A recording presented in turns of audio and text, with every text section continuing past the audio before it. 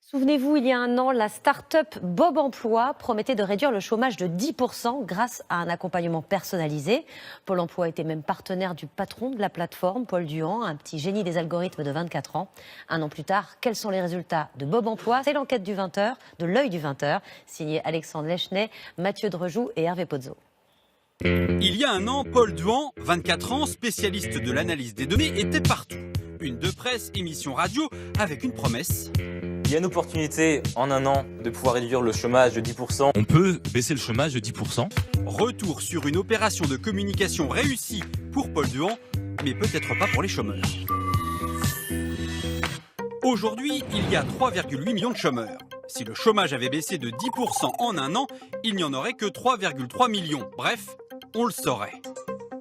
Bonjour à tous, je me présente, je m'appelle Paul. Paul Duhan pensait réaliser ce tour de force en créant ce site internet, Bob Emploi. Avec des données fournies par Pôle emploi et traitées par des algorithmes, ce site gratuit est censé donner aux chômeurs des clés pour trouver un travail.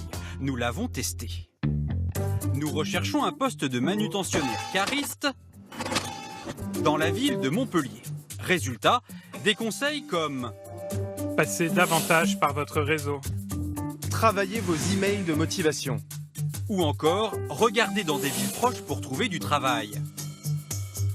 Des conseils classiques, similaires à ceux d'autres sites internet, comme celui-ci, payant, qui propose également d'élargir sa recherche, ou comme chez Pôle emploi, qui incite aussi à utiliser son réseau. J'ai pas l'impression que ça change beaucoup. On a un peu réinventé l'eau chaude et je pense que c'est une opération de com.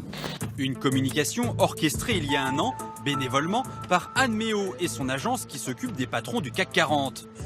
Paul Duhan rencontre Emmanuel Macron, à l'époque ministre de l'économie, et François Hollande.